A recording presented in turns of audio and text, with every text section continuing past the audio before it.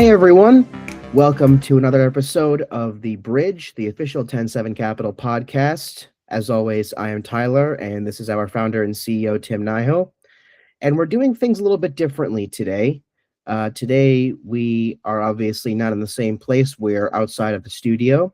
So we are recording this on a little bit more of a jank setup. Hopefully it works out all well, but we wanted to make sure that we get a podcast out for all of our viewers this week. So we hope you enjoy. Tim, where are you right now? Naples, Florida. Really? Why Naples? Seems like a bit out of the It's way. warm here. Well, it's warm all over Florida. Yeah, I know. No, Naples is a spot that I'd like to go to. We like to go to, have a lot of friends, and I like Southern Florida. Mm-hmm. Yeah, Southern Florida is it's funny. I mean, I consider myself a student of history. I always find it very funny because years and years ago, most of the people were in northern Florida, and then like very recently, in the last like 100 years, it just all of a sudden moved into southern Florida. Now all the big cities are in southern Florida, and I feel like if the funny thing is we'll kind of touch on the business aspect of that in a little bit. But Yeah. how are you enjoying Florida so far? How am I enjoying it? Mm-hmm. I love it down here. I like the heat. I like the sunshine. I like palm trees. There's just so much to do. You can be outside active all the time. I could play golf 24/7 pretty much. And yeah, it's a good spot. Mm-hmm. Mm-hmm. Yeah, no, I've been to Love the Florida. food. Food's great. The diversity of food is amazing. Mm-hmm. Way better than what you get up north these days. So Oh yeah, tell me about it. Although it's not entirely true because there are some things that there are some restaurants down there that are run by Northerners and they try to basically do like Northern food for Florida and it doesn't work out. Do you know that do you know that North Shore beef place in Naples? What's it called? the main shack or the main food shack. Mm-hmm. It's good. It's literally the only North Shore beef like in the entire state of Florida, I'm pretty sure. But like Of course, you went to beefs. I mean, well, listen, you go to like any truck in like Essex County and it's like 9 times better. Well, yeah, I mean, it's hard to replicate that type of stuff, right? Hmm. Like It's I kind grew of up, cool though that they're yeah, doing it like so far down south and that it happened to be in Naples. yeah, which is awesome. And we go to the main shack a lot, so we're big fans of their food, the people there, and yeah, it's Hmm. just hard. It's like I was born in Buffalo, New York. You can't get buffalo wings pretty much outside of Buffalo. Hmm. Another specialty food there is beef fond du lac sandwiches, right? You can't replicate the Kimmel rolls. Hmm. So it's just one of those things where, like with your mom's from India, and you go to all these different Indian food spots. Well, as It's Indian hard to food. compete with originals, Hmm. Yeah, no, you know? it's a whole different beast. But that brings up a good point, you know. So like obviously being from Buffalo, and I can't imagine how many inches of snow is over there right now. I don't even know if I want to ask. But they get blizzards that make Antarctica look like a pleasant vacation spot. Um, I imagine that was part of kind of what appealed to Florida for you as like a vacation spot. Like it was just so diametrically different. It was like, oh my God, I'm free. No, I've been coming down to Florida my entire life. Um, Used to fly down here for the holidays, spend it with my grandparents and all that good jazz. So for me, Florida was where I was. And, Hmm. you know, I mean, I didn't mind the lake effect snow. In fact, I prefer a lot of snow versus no snow. So I'm more of like, I'd rather be up in the mountains in the snow or having a blizzard, or I'd rather be in heat and palm trees. It's the in between that I would rather have nothing to do with. Like you Also could known take weather like 35 degrees and 55 degrees and just completely throw it out for me. in between, also known as Massachusetts. Yeah, yeah, that's a good one. Yep. Used to live there Basically too. rain, rain, and more rain. Yeah, pretty much. Now I know why they call Like, especially after going to Ireland. Now I know why they call it New England, because it's just as rainy. Yeah. Yeah. But that also brings up another good point. It's not just, it's not just sunshine and rainbows and all that in Florida. It's not, the palm trees and all that. There is also a lot of, and this ties into what I was mentioning earlier. There is also a lot of business there. I'm kind of wondering, because you can probably pretty easily chalk it up to, oh, it's just a very business friendly state.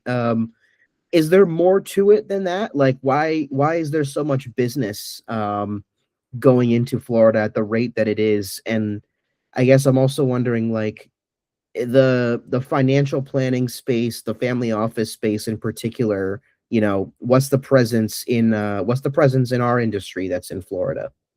Yeah. So a lot of advisors, family offices, and big wealth management shops are in Florida. Now, what you're seeing is a trend in Southeast Florida is becoming the Wall Street of the South, which I don't really call it the Wall Street of the South. Like Miami area is now Wall Street of the United States. New York has had its day. The people in New York messed it up. So New Yorkers are about to get what they deserve. You were anti-business, anti-friendly. You believe that everybody should be getting a paycheck from someone else without the effort or the contribution, as I would say. And when you do that from, it's not just New York, it's California, it's Massachusetts, all these types of different northern locations, business owners make the world go round, bud. If you don't have business, you don't have economy. If you don't have economy, you don't have society. And you can go down the rabbit hole with whatever half-cocked theories you can come up with, but the long and the short of it is there's some great philosophical books that no one ever reads anymore that talk about exactly how you need to build communities in order to function properly for the betterment of the people.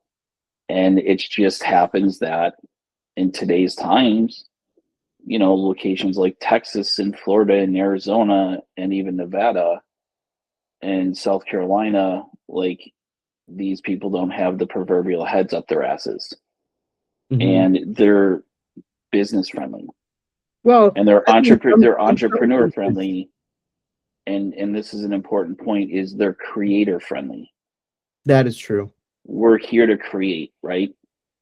So as a creator, I'm going to be where I can create the most, where I can create the best, where I have the least outside obstacles prevalent or present, and go to that area where I can expand and excel. Yeah, no, I was gonna say, like, there are a lot of those states that, like, they have in many cases their own rules that are just as onerous, but like from the other side. But what I think ties a lot of those states together that businesses get attracted to, regardless of what rules each individual state may have or may not have, is that creator emphasis. Like, as someone who's from up north, I mean, they will spend they will spend weeks and months trying to repair a pothole in the road, but then you go down south and it's like they're building entire new like developments, and then you go back like a year later and the development is done and there's people living there, and it's like, what the hell, how is this happening so fast? Like, my Right. northern my New England brain can't comprehend this. Well, because in New England, for every dollar that goes to the government, 20 cents of that dollar ends up to who it should end up to. It's all fraud and bureaucracy in between. And that's going to be the great thing about technology is the middlemen are going to get eliminated. So Yeah, the think about it bureaucracy this way, the especially. bureaucracy is going away. I can get rid of attorneys. I can get rid of compliance, most of it. I could run in today's times where if I had an organization that it took 10,000 people to run it, I could pare down a 500 to 1,000 people to run that same business. And then at the same time, because I'm eliminating the bureaucracy and the overhead and the inefficiencies that come with scale in the traditional industrial world, my profit margins now go through the roof. I can be 10 to 100 times more profitable than I was before. Mm-hmm. So it's, and I'm sure we'll talk about this. It's what's happening overseas in Davos, right? And for anyone Oh out yeah. there hearing this that doesn't know Davos, this is when all the The World business Economic Forum, people, the World Economic Forum, all get together and talk economy, governments, which and this all that year jazz. especially is a very pivotal year for the WEF because it's the first year where they don't have Klaus Schwab at the helm, who's been in charge since the 80s, I think. Right. Nobody gives a He's crap retired about now. Klaus He's done. Schwab. No one cares about George Soros. We certainly don't want to hear from their kin. So Like, it's basically sort of this year is the debut of the WEF's new leadership. And we're seeing whether or not there's a change in perspective. I think so far we're seeing there's not really a change in perspective. well, it depends, right? Like, they're talking about the new world order as if it's different than the old world order, right? It's kind of like the Who said, "Here's your new boss, the same as the old boss." Well, But the point you of have it to is, the world is you not have to interested in this clarify on stuff that anymore. though, because in some ways, so in a lot of these more traditional spaces, when they mention the New World Order, more often than not, they're talking about politics opposed to finance. Because you can, Right. like, But if you here's look what at, happened. hmm? Here's what happened. The business people have taken over. Mm-hmm. Yeah, no, I And was that is a say that. that's a big thing, right? That people don't understand. Business people have taken over. And business people are going to run governments now because we Mhm. have to. It's We are the already ones, happening in the US. It's already right? been happening. Right. Like, people don't understand. You have a politician that gets to commit fraud and make millions upon millions of dollars off the system. And they get wined and dined and lobbyists and all that good stuff. You're not doing any good for anybody, right? Politicians are just bullshit puppets. Sorry if you don't like this. Sorry if this hurts your feelings, but that's the truth of it. I think anybody in the field can agree with that statement. When you're a business owner and a creator, right? So, like, for example, if I have a company and I have 100 people working for me, I have more than 100 people just working for me. I have those people's families and everybody that depends on them around them. So my responsibility to everybody else is infinitely larger because I'm the one that has created something that is employing people and giving people purpose and allowing them the opportunity to live the lives they want to live. But I Mhm. also have a responsibility, like in the financial advisory world, the most bastardized term is fiduciary, right? Yeah. So why is everyone a fiduciary? Well, because myself and a couple buddies of mine a long time ago decided it'd be a really good idea to take on that higher level of standard of care. Was a higher level of standard of care. Now it's become a punchline for every financial advisor in the market. Oh, I'm a fiduciary. So is the standard of care higher today than it was yesterday? That's a very, very debatable conversation. Yeah, I think So, that's where ultimately the debate is because there are undeniably a lot of business people, especially in high level positions, who really don't care about the people they supposedly have a responsibility for. But I think right, that's where it's changing is that the system is becoming as such where business people are being forced to either care more for the people who are under their wing because there are studies that literally are showing that are coming out and showing more and more that a well taken care of worker is a more productive worker, or on the flip side, business people who are not heeding those signs and are not taking care of their workers and are going off of the more traditional like 90s office space mindset are getting left behind, or in some cases are apparently getting whacked in the streets of New York City now. right. But the thing about it is, People have had enough. yeah, and I think about things as stewardship. there's a new level of stewardship that's happening. And our governments have not been stewards, and this is every government. It's not just here in the United States. It's every power structure. Everybody, yeah, Business, everybody, like government. in Davos, they say we're a democracy. Well, that's great. In the United States, we're a constitutional republic. We're not a democracy. The founding fathers hated democracy because democracy is nothing more than gang warfare, all packaged up in a red and a blue bow. So there's a new level of ethos and stewardship that is starting to take over. And companies and individuals that are billionaires now have changed the power dynamic of the world. And we are going to, you are sitting at the end of the fiat currency monetary system is over. Ray Dalio, for example, from Bridgewater Investments, is telling you the fiat currency system is over.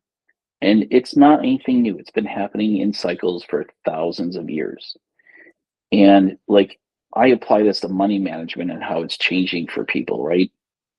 It's not about chasing necessarily a return on paper anymore. Oh, I made 15% versus 12. The next generation of money is going to take the 12 if there's an ethos to what their money is doing as it's invested. And it has a giving back feature component to it, a taking care of the world component to it. And that's why within 24 months, every single industry is going to be flipped on its head.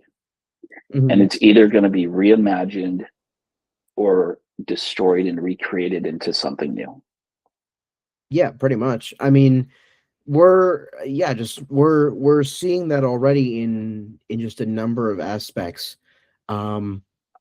Not only in terms of industry, but in terms of currency, going back to what you said about fiat currency. I know we've talked ad nauseum about the nature of how that works and why cryptocurrency is so important and why Bitcoin in particular is so important. But like you said, many, many times when we started this podcast all across last year, that it would start to happen quicker and quicker and more en masse and more en masse. And we are now seeing that. We are now seeing that happen in real time. Um, We're but at we're at we're today we're at the flashpoint, mhm. and Especially and with the the world, Clarity Act in the US.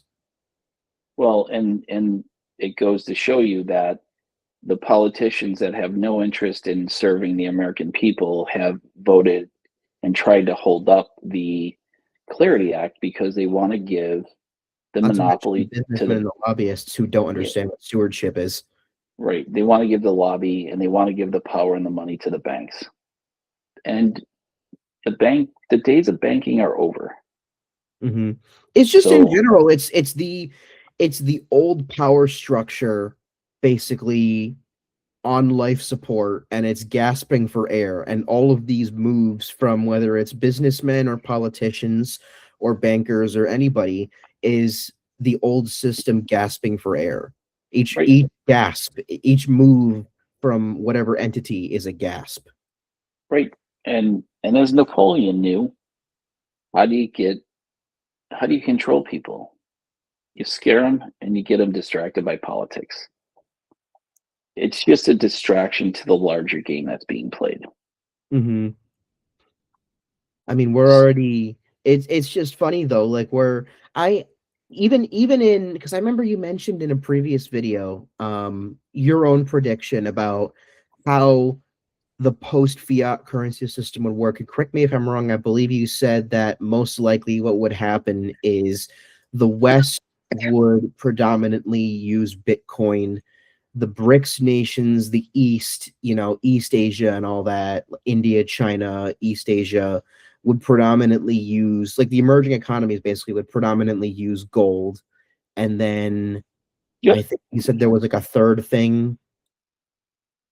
No, I think it's, Was it just if those you two? had if you're doing like East and West and the monetary system and what it's going to look like by the year 2030, right? So the BRIC nations entire economic system will be returning to the gold standard, and they're going to be using gold to back whatever digital medium of exchange, could be a digital yuan, rupee, ruble, whatever. They'll all come to the table in agreement upon it, and they're going to use that, right? The United States and the Western countries, plus Japan, they're going to demonetize gold, and they're going to move to a Bitcoin standard and a digital assets based economy. So if you look at it, so Elon Musk was on a podcast last week and he was talking about, okay, with today's technology, we can already replace 50% of labor. Mm-hmm. Within 3 years, we'll probably be able to replace 90% of labor. Now, usually when you hear the term labor, what's the thing? Where do you go to? You think blue collar, right?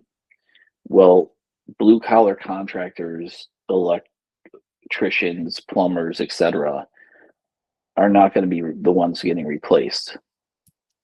White collar jobs and the people that are in the middle, so if you go to an office in a bank, in a financial firm, attorney's office, real estate, legal, whatever, and you have those people that are sitting there making 150, 200, 300, $400,000 a year, they're going to be completely wiped out. And I know in our experience with our organization that I don't need those types of people. I already have technology can do what they do and do it 1,000 times faster. Mm-hmm. So Here's a question though, creates. on that note, and this kind of ties back to Davos. There was a particular statement that was made at Davos regarding AI that I wanted to kind of pick your brain on, because I think it kind of ties back to there's been other statements made. It ties back to what I feel like we're seeing as far as American businessmen are going, the eternal tug of war between BlackRock and JP Morgan, or more specifically, the eternal tug of war between Dimon and Fink. Jamie Dimon is convinced that right now AI is undergoing a bubble and that there's going to be an inflection point where we basically like collectively pull a John Henry and are like, well, the indomitable spirit of man is better in so and so areas, and we start to kind of cut back and settle as far as the use of AI goes. We don't get rid of it, we just kind of cut back and settle and sort of find like a point where we stop. Whereas Larry Fink, this recently at Davos, kind of clapped back on that and said there is no such thing as an AI bubble. There is no bubble, and the continued use of AI is going to rise at an exponential rate as it has been. That bell curve is going to keep going up exponentially. I'm kind of wondering where you land on that. I am more in the Larry Fink camp, and I would say that Jamie's wrong because he's protecting an archaic system. And I saw a lot of Larry stuff, and Larry talked about how you can't move to crypto and tokenization fast enough. And what Jamie doesn't understand is none of us are interested in applying the old way of thinking. The old ways of thinking are dead. Mm-hmm. So all the books you've ever had, you might as well just burn them, right? It's like in the one of the most recent Star Wars where, Luke is throwing a fit and he's trying to protect the Jedi books, and Yoda blows him up with a blast of lightning Are you and talking about says, that fan movie? whatever, One we're of the not three going to get fan into movies? it. We're not going to have the conversation about that right now. There are six, Um, not nine. but anyways, basically Yoda lights the tree on fire, it burns all the ancient books. Yep. It's what's happening with humanity. Take everything that's ever been written and just go burn it and start from scratch, because the knowledge that's available and necessary for the next generation of human life, technology, economy, society, and all that jazz is not based on anything that's been done before. Mm-hmm. Yeah, So it's I brand kind new. of feel like, especially, I feel like I feel like Jamie just doesn't get it. Like he's not Oh entirely no, I would say Jamie gets it quite well. But really. Jamie's So going to it's be not as much of retiring. a lack of understanding as it is he just doesn't want people to know. He doesn't want other people to have understanding. No, Jamie knows what he's doing. He's protecting JP Morgan Chase. But he Hmm. also understands like he's starting to see the light at the end of the tunnel. And don't forget, he's going to be retired in like 2 to 3 years, anyways. He'll Hmm. move on, do something else, whatever. Warren Right. Buffett's retired as of this year. All the big names are going. And what can't you outrun? Retirement and death. Hmm. I think I forget if it was George Soros or Rupert Murdoch, but one of the big international billionaires also retired and gave it to his son. I think it might have been both of them, actually. I think they both gave their companies to their sons in the past like few years. Yeah. Well, it doesn't mean that they're going to have access to the same centers of influence that their fathers had. Hmm. Yeah, no, for sure.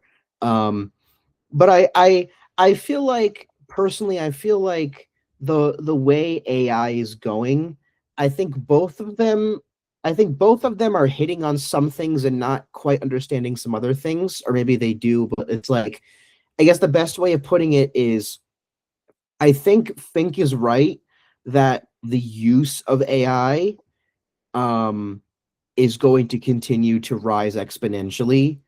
It's the nature of AI as a concept and as a piece of software is such where it can only rise exponentially. You can't really stop that. Um, I Well, mean, and otherwise it would have been stopped already by now. But at the same yeah, time, I think there's also like I don't want to say I don't want to say Jamie's right. I don't think he's right, but the point he did make about people settling, I think as AI continues to rise at the exponential rate that it has been and will continue to, I think it's going to become a part of people's lives to a more in a more integral capacity to the point where people will stop seeing it as a novelty and will just see it as like, oh, this is just a thing. It's just a thing that I have. I mean, look at the movie Star Wars. Pretty much every person in Star Wars had a robot and a droid, Yeah. right? So you look at what's happening in robotics. My stepbrother works for Boston Dynamics. He goes on and on about like all the human robots that we're building. I Right? I might be wrong, but I think what he told me. All that's happening is Mhm. the proverbial thumb that's been oppressing the world for the last Yeah. 100 years, especially in the United States. And this started in the 1910s and the 20s and 30s with you know, I would say some of the dumbest presidents and human beings in the history of the world that hijacked the American constitutional system. The thumb is being broken off, released, whatever. Hmm. You're not going into a world where it's going to be constant limitation. We've already done the life of limitations and compliance and regulation. We're massively overregulated, right? Hmm. And all of these ideas, religions and governments and these concepts of someone else telling the individual what to do are all going away. Humanity is not interested anymore. So now you look at it and say, okay, we're now seeing the greatest wealth transfer of all time, $124 trillion plus, are Hmm. going to the next generations. And you have to understand that honestly, they don't care about working. You Hmm. can't convince a 25-year-old to work till they're 75 years old to get Social Security. And the biggest group that has been He's preyed going to be upon, gone within like a decade. the biggest group that's been preyed upon, which are immigrants, and everybody in the US is an immigrant in one way or another, they have been the ones that have kept this ball going because they seek opportunity, they work hard, and Yeah. they try to pull their families out of poverty. But what's happening is these families are earning money, becoming wealthy, and they're now saying, wait, this is all nonsense. I actually don't have to work so hard. Why would I work to 75? I want to, yes, be successful, have a sense of purpose, raise a family. And how about this? What a novel concept. Have fun, Mm-hmm. right? And it's a simple observation. Just go to any retirement community and look at the generation that's retired right now. You show me where the fun is. There is no fun. I think they think they're having fun, but there's no And fun. It's just sad. and as it applies to money, everybody's learning that hoarding money is a joke. It's wasteful. It's They're called fun coupons. I went and Money visited my grandmother at home money is recently. My God. right. Money is supposed to enhance your life. You're supposed to have fun with it. Yeah, invest it so your money's making you money and you don't have to work. But tell you what, the it's happening with Gen X. It's already gone down into younger generations. The days of somebody working overtime 80 to 100 hours a week from the age of 21 to the age of 72 are over. And it's not gonna be just software either. I mean, I was saying my stepbrother, he works at Boston Dynamics. He very confidently told me, um, within 2 to 3 years, he believes, because right now they're pretty expensive, like, they're still building the models and all that stuff, and there's various companies all over the world. There's a Chinese Boston Dynamics, there's, like, a European Boston Dynamics. My stepbrother pretty confidently told me, like, at least in his opinion, as someone who works in the industry up close, within 2 to 3 years, these robots are gonna be in the house, they're gonna be in the workplace, they're gonna be everywhere. They Right already now it's just are. no, I mean in the sense that, like, you're going to see like, the average person, you're gonna see one in your house. Like, you're gonna see a fully humanoid robot in your house going onto your porch and picking up your packages and stuff like that. Right. The robot's already in your house. Just walk in your kitchen, say, "Hi, Alexa." Mhm. The only difference is right now she doesn't have arms and legs. Yeah. That's where we're gonna be in 2 to 3 years, he thinks, at least, which I Right. agree with personally. And so what's happening is the all of the systems that have been around and structures that have been around for 100 years are collapsing. Mhm. So what you're looking at is you're saying, okay, especially in my world as a family office and helping people build their own family offices for themselves, families, and generations and businesses. Like, if you're a business owner, do you have a business office? And I don't mean a physical location, right? I mean, is your business a living, breathing organism? So, from that perspective, it's massively important to look at what's happening. We all Mhm. talked about fiat currencies are going away. You're already seeing gold and silver. The United States is taking over countries, Venezuela, Greenland's next. We're going to do a buyout. There are military and mining reasons behind this. It's going to happen whether people like it or not, because there are things that you're looking at 50 years happening in the nation. So forget traditional labor, forget traditional thought process.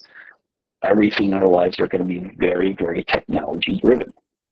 It's a done deal. And the thing that people do not understand, and nobody's talking about this really, is how hard and fast this is going to hit. This isn't going to be some slow roll like the Jamie Dimons of the world are trying to talk you into. This is going to be hard and fast. This technology is going to change humans. And in 3 to 5 years, most people are going to be standing looking at the world and be like, where in the heck am I? Mhm. Have And you it's ever across the heard of board. have you ever heard of the systems collapse theory? No, I don't think so. So it's been talked about. It's been talked about, and I think sort of towards the end, as we're kind of wrapping up, I think this is, if anything, a good place to kind of bring it up and go full circle back. Um, how I mentioned at the start, how I mentioned at the start that I'm a student of history. There is this parallel because we talk a lot about, or at least I know you talk a lot about, just because you're very, not a lot of people know about this, but you're a very spiritual person. At least I think so. You pay a lot of attention to sort of that realm of things and how that can affect people, which is one of the reasons why I think you're just a very calm, chill person in general. Um, but Until I'm not. yeah, exactly. But no, I mentioned that just because I know how much emphasis you often put on ancient wisdom, uh, and the Yeah. lessons that can be learned from ancient history in particular. Um, and the systems collapse theory, um, if you might not know, for those watching in the audience who don't know, um, in the I want to say 12th century BC, so upwards of 5,000 years ago, the global economy, or as it were, because basically the only civilized area of the globe at the time was like what is now the Middle East. The Near Eastern economy at the time was very, very heavily intertwined in a way that's not too dissimilar from the economy right now. It was very heavily intertwined in the sense that there were a number of major empires, that had trades that served as centers of trade, and they basically all supplied each other.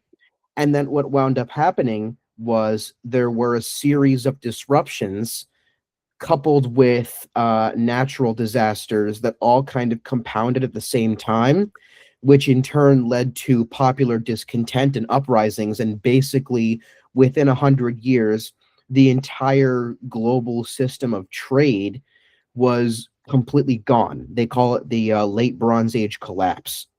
And I Yeah. feel like in many ways we are kind of undergoing, because the genesis, as it were, of the modern world, and I partially intend that pun because this is when sort of the oldest parts of the Bible were starting to be written.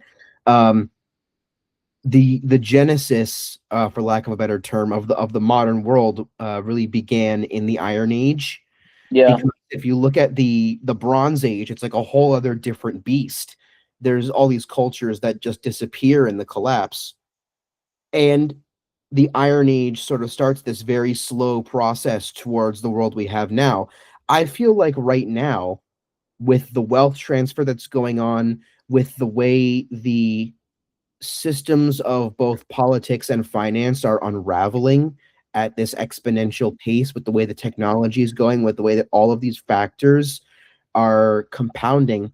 And that's not even mention all the natural change that's going on, whether you believe in it or not, to the extent that it's happening or not. But like, all of these factors are compounding where I feel like we are witnessing another systems collapse.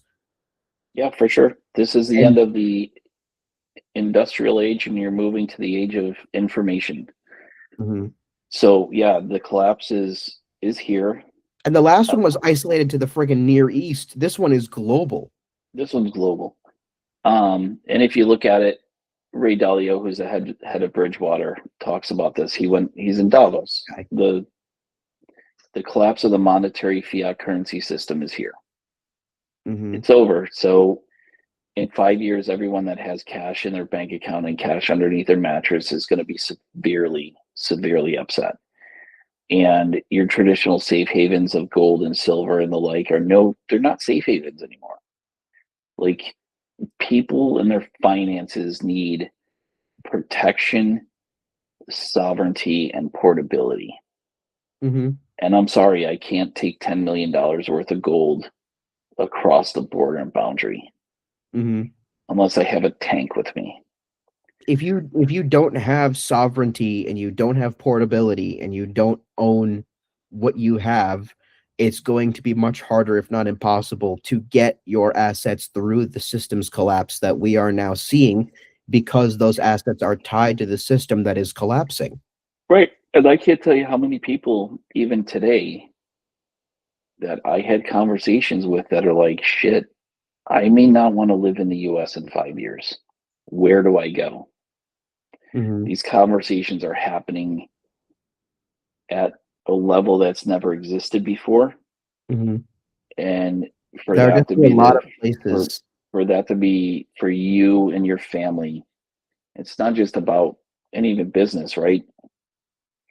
You have to be portable now, Mm-hmm. and you can't be portable in the public markets, and you can't be portable in traditional assets. Yep. I know I mentioned this on a previous episode, but like there are a lot of places right now as that process is happening that are really emerging as new places for business and for residency that people previously didn't pay much attention to. Like Portugal is one, for example. Um, and there are some emerging that haven't really taken off yet, but that people have started to see. I think this was the part I think I mentioned on a previous episode, but like a lot of people are sleeping on Canada. Canada, by the end of the century, I firmly believe is going to be the oil capital of the world No, I because there's can. all of that oil that is going to become available as the temperature increases and the permafrost melts. Right now, Canada has the most oil of any country, but most of it is sealed under that permafrost, so they haven't been able to access it. As the temperature increases, that's going to melt.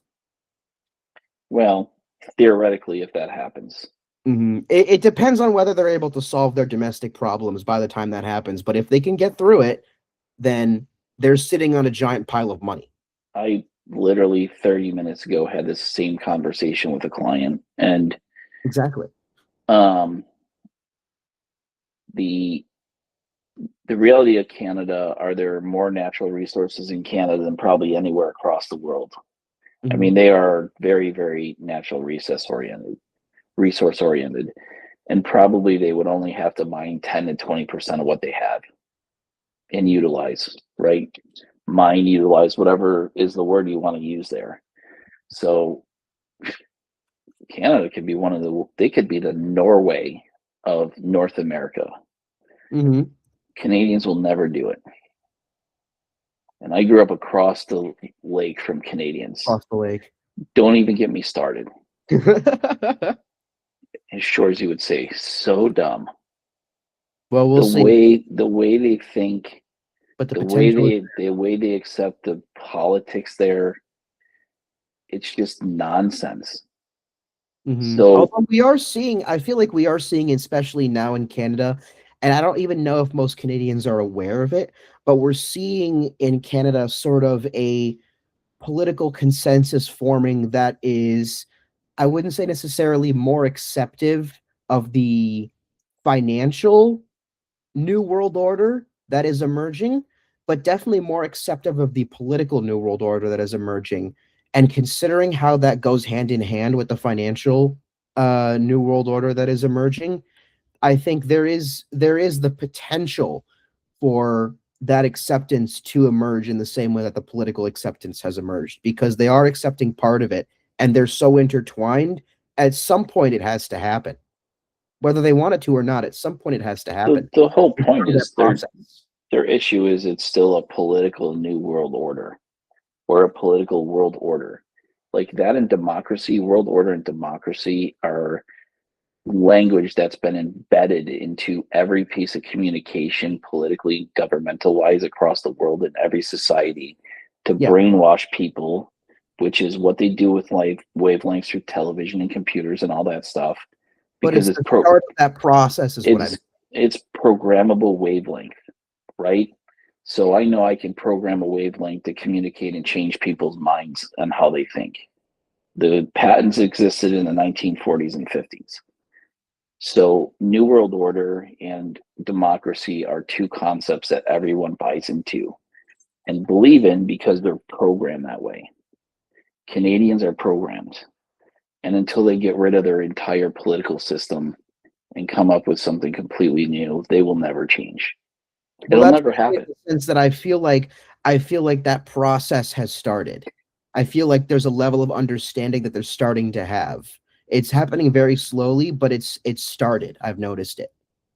Yeah, I mean, you could have fun with it and really ask like, why does Canada exist?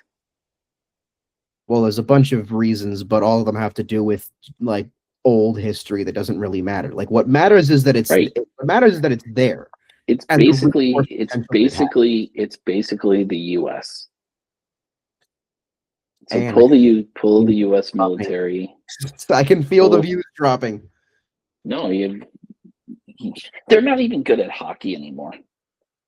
Okay, Gary Bettman. Where Oilers go? Yeah, who's hosting and hoisting the Stanley Cup? Well, it's probably still going to be the Cats, but that's because the league wants it to be the Cats. No, I know. I don't know the Cats do it this year. I mean, it's so hard to play at that level and get to the Stanley Cup that many times in a row. Like, and the physical exhaustion, although athletes now are way better in way better form than what they used to be. It's hard to be at that level. It's so hard. Like for teams to be able to do that is nuts. Mm-hmm. But you know, I'm a big fan of a lot of hockey teams up in Canada, and I love the Oilers growing up. Gretzky, Grant Fury, Ari Curry, like all of them. I mean, obviously Messier was there, and Coffey, and all those great players. Don't sleep on Raw either. I recently watched. We're not talking about wrestling today. No, I said Raw as in Patrick Raw. Royal Patrick Waugh. Oh, Waugh. Frenchie. He's retired. I recently discovered like his highlight now. reels and stuff. I mean, that guy was insane. Yeah, I don't put him as the top goalie of all time. I mean, he invented the butterfly pretty much, but he's up there though. He's definitely like if not top 3, at least top 5. But that's a whole other can of worms. It's a whole other can of worms. We have to go out and bring the hockey guy in on this one too. This will be a fun conversation. I like that idea, but I think so now that we've annexed Canada on this podcast today. Oh God. The reality is everybody, it's twofold, right? Like if you're in the United States and you have at least $500,000 and up in net worth, you need to build your own family office and become your own family office immediately. The second part of this is you have to get into a position to where your investments are going to be supercharged with all the changes that are coming, and you need to be sovereign and portable. If you're working with traditional financial people, you are none of the above. And that dynamic in our space and in our world is just hit. Larry Fink from BlackRock just said, we're not moving to crypto fast enough. The powers that be in Washington, I don't worry about Trump. I'm looking at what everybody else is doing, like Besson and Lutnick and everybody there. They just told the rest of the world, screw your economic policies.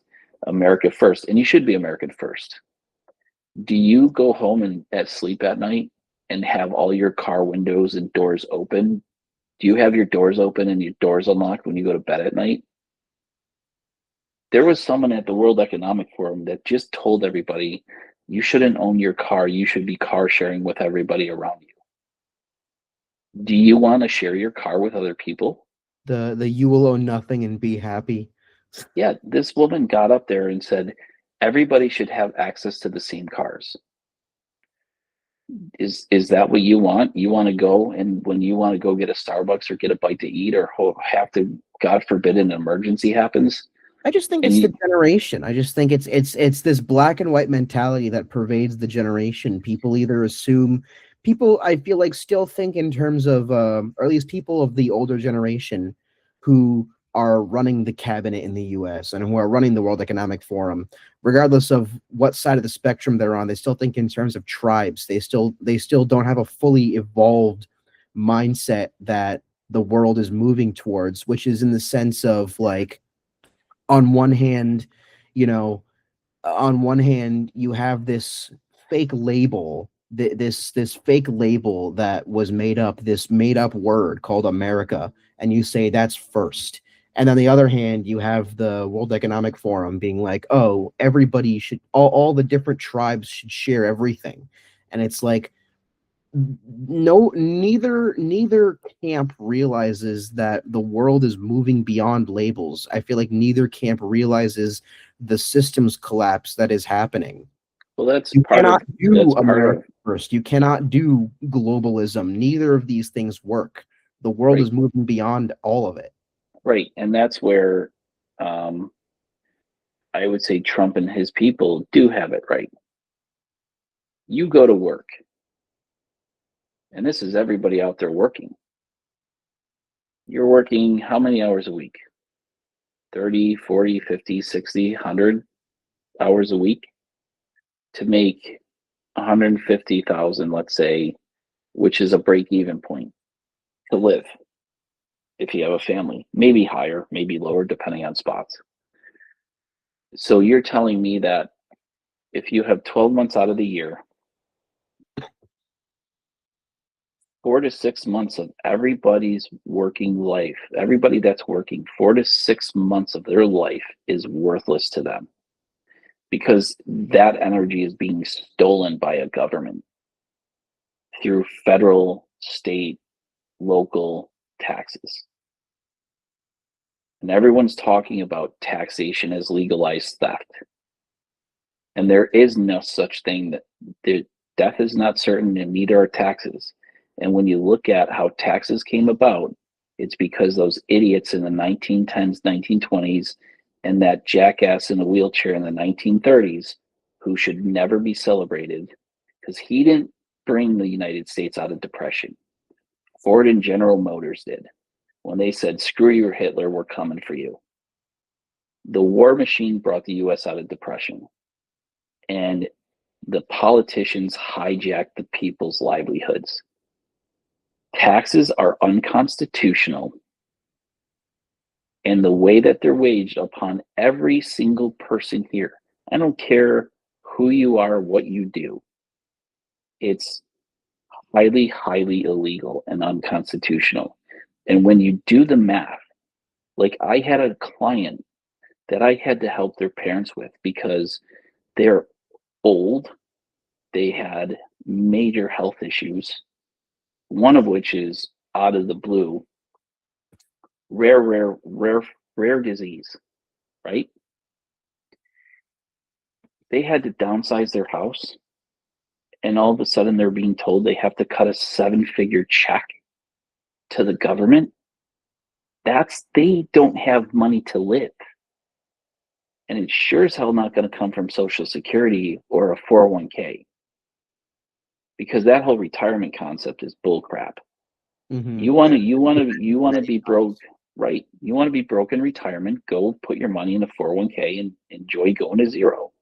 But I think in some ways as well, I feel like that exemplifies just the nature of the system's collapse that is ongoing. Because even then, even when you said you referred to these concepts that shouldn't exist, that have emerged over however many years, you referred to them as illegal and unconstitutional, when the reality is it's even more than that, because the Constitution itself, if you look at like the document, the Constitution itself mentions taxes in a number of places. It's worse than unconstitutional.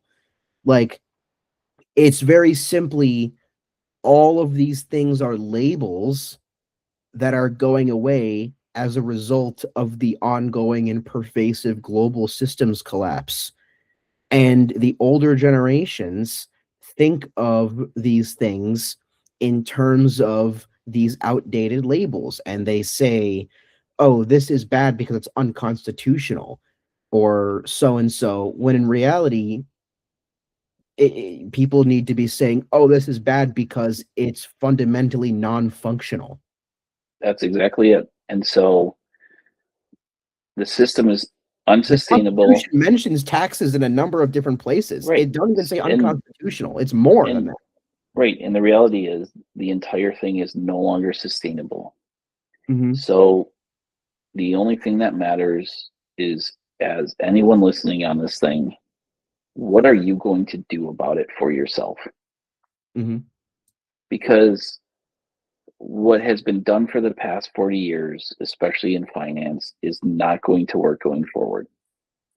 Yeah. And every trust me when I say this, within 2 years, one of these major financial firms is going to be in massive class action litigation.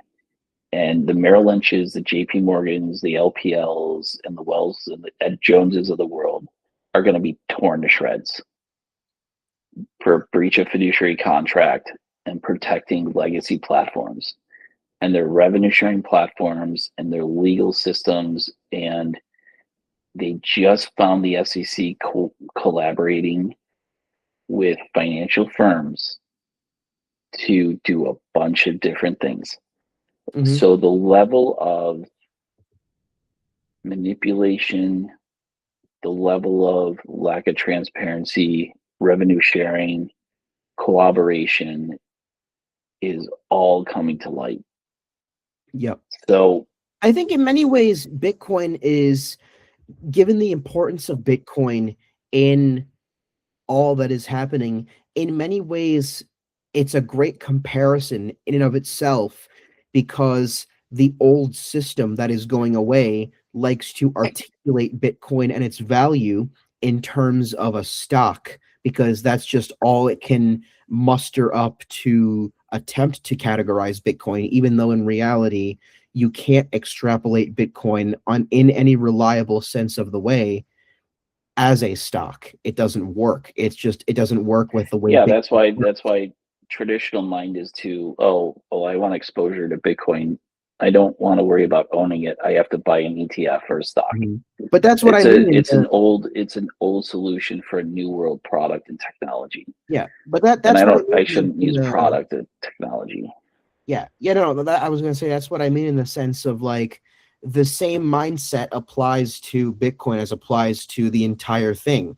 People are And looking at everybody, these old, antiquated mindsets and not fully grasping what's happening in the same way that people are looking at Bitcoin and not fully grasping what it is. They look at it as a stock, and it's not a stock. no, it's an asset, and it's a digital asset, and it's very simple.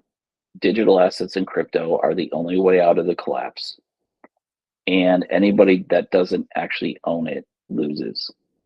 That is a very cut and dry way of looking at it, but that's the reality of the Mhm. next 3 years. And this is where I think it goes full circle, because I was wondering if I should mention this a while back when we started recording. But I think if anything, as we wrap up, this is a good place to mention it now. When I was looking, I forget when exactly I was looking, but I recently noticed that even the BRICS nations, even many of the BRICS nations, that you predicted will most likely, return to the gold standard. Bitcoin is accepted as a form of payment in many of those countries already. Not all Yep. of them. China bans it, for example, but South Africa, it's fine. India, it's fine. Yeah. Well, I mean, the other thing is you won't have to worry about China because most of the Chinese people won't be around in 20 years. That's Mm. just A part of, horrible aging problem they have right now. I think right. by the end of the century, 2/3 of all Chinese are going to be over 65. God help us all. Right. So you're not going to have that issue. And you're going to have an entirely new game that's being played. And the only thing that matters is like, do you want to be part of that game and part of a system, or do you want to be free of it? Mm-hmm. And So, that's what, in my mind, a good wealth manager does is he creates freedom, yep, goes back to stewardship. stewardship. So if you're not prepared, if you're not sovereign, if you're not portable, and you have any sense of legacy for your kids, grandkids, etc., then you are making massive changes today. Hmm. And yeah, I mean, I think again, this just it going full circle ties pretty well back into what you're doing over there in Florida, considering how many people in the field are coming down there. I mean, have you Yeah, seen? Wells Fargo just announced that they're moving their wealth management headquarters from San Francisco to West Palm Beach. I just had bunch of clients leave California. Mhm. Um, I love Oh, California, but it's tragic what's happened out there. hmm. I went to San Francisco on vacation in 2017, and from what I've heard, I haven't been back since, but from what I've heard, it's night and day based on like the what happened in the pandemic. Like San Francisco that I remember, from what I've been told by people who live in California, who I know, it is completely night and day. It's a different city now. I'm almost Well, scared to and go back there. Like I have like a morbid curiosity. I want to find out. I want to go there and see what I remember and what I don't remember. But like I'm almost kind of scared. no, and I have friends. I used to work out there. It's not the same. That's a city that's been destroyed. Hmm. But there are many cities in Florida that are going up, so we'll see what happens. Hey, Florida, Arizona, Texas, Nevada, New Mexico, even Louisiana. Georgia's on the cusp. South Carolina's great. North Carolina, like it'll be very interesting to watch. But the point is, Carolinas especially because there's a lot of room in those states that like just doesn't have that many, like there's a lot of open land in those states that for however many hundreds of years was just not good to build on, but with modern building techniques now you can build there, and so there's tons of open land. yeah, for sure. And at the end of the day, the most important thing that just happened in the past couple of days is World Economic Forum. The Americans showed up and told the rest of the world to screw off, and we're going to go back to building everything in house. I remember when I used to have my pots and pans made in the USA, and they weren't cheap pieces of crap made in places like China. So I don't see what everyone's problem is, especially when it comes down to most of the products are made by slave and child labor, which is inhuman and immoral. And the fact that so many billions of people support this and adults support this across the world are a massive problem. End of the So day, it doesn't matter. it's It going to doesn't self matter. correct. It doesn't matter like based on like it doesn't matter based on like, oh, like end of the day, especially with, like I said, everything that's going on, like we've said, everything that's been going on, you don't want to buy a product based on, oh, is it made in so and so or is it made in so and so. You want to buy it based on quality. Right, but you can stereotype the quality. You can, but it's not going to get you to the end of the road. It Sure, helps. It's not the end all be all. no, but The point is you have to discard if you want to truly get through everything that's happening right now. You have to fully discard. It's like think of it from, like, I mean, going back to spiritual perspective, think of it like I don't know, from a Buddhist perspective, for example. It's like letting go of your attachments.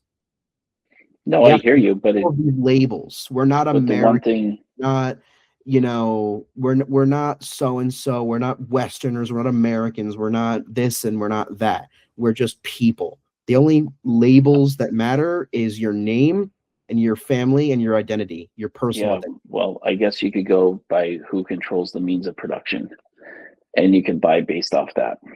which is a consciousness that a lot of people are starting to wake up to. It's going to be interesting.